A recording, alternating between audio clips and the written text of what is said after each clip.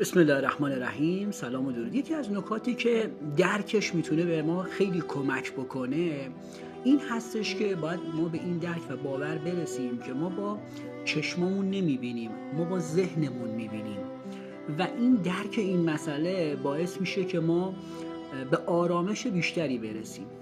ما با چشممون نمیبینیم، ما با ذهنمون میبینیم.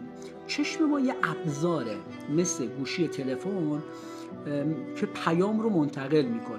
ما فیلترهایی که با ورودی‌های ذهنمون ایجاد میکنیم باعث میشه نگاه متفاوتی داشته باشیم. همه آدم‌ها با چشماشون نگاه میکنن اما برداشت‌های متفاوتی میکنن. علتش این هستش که باید درک کنیم که آدم‌ها با چشماشون نمیبینن، با ذهنشون میبینن و ذهن ما فیلترهایی رو ایجاد میکنه که ما با اون فیلترهای ذهن میبینیم.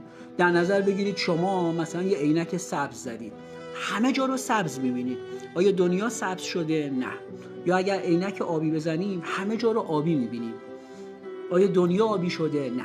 این به خاطر این هست که ما در واقع به خاطر فیلترهایی که در ذهنمون ایجاد کردیم باعث میشه نگاه‌های متفاوت و برداشت‌های متفاوتی از اتفاقات داشته باشیم. درک این مسئله میتونه این کمک رو به ما بکنه که ما توقع نداشته باشیم که همه آدم‌ها شبیه ما ببینن، چون آدم‌ها وقتی که به یک منظره ثابت نگاه میکنن برداشت‌های متفاوتی دارن به خاطر فیلترهایی که در ذهنشون ایجاد کردن با گذشت زمان.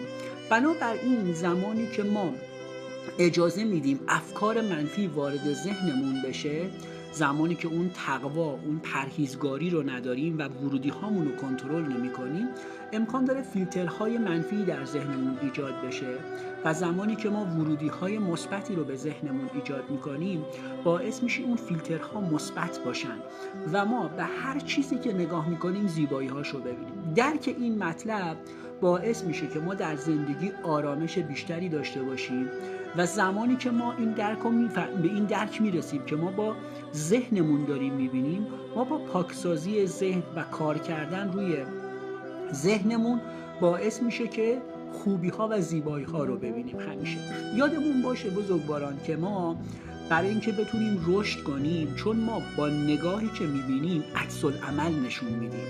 زمانی که ما این رو درک میکنیم، ذهنمون رو پاکسازی میکنیم و زیبا میبینیم، عملکرد زیبایی داریم و عملکرد زیبای ما و ارتعاش مثبت ما خلق چیزهای خوبی رو به دنبال داره و برعکسش زمانی که ما هر چیزی رو به ذهنمون راه میدیم و این فیلترهای منفی ایجاد میشه، زمانی که به اتفاقات نگاه میکنیم فقط بدیهاشو میبینیم، عیبهاشو میبینیم. یک راهبر، یک انسان حرفه‌ای باید یاد بگیره که همیشه خوبی‌ها رو ببینه. گفتم دیدن خوبی‌ها باعث میشه ما عکس العمل خوبی داشته باشیم، باعث میشه ما تو زندگیمون آرامش داشته باشیم. داشتن آرامش و زیبا دیدن و اون نگرش زیبا باعث میشه ما خلق زیبایی داشته باشیم، چون ارتعاشمون مثبت.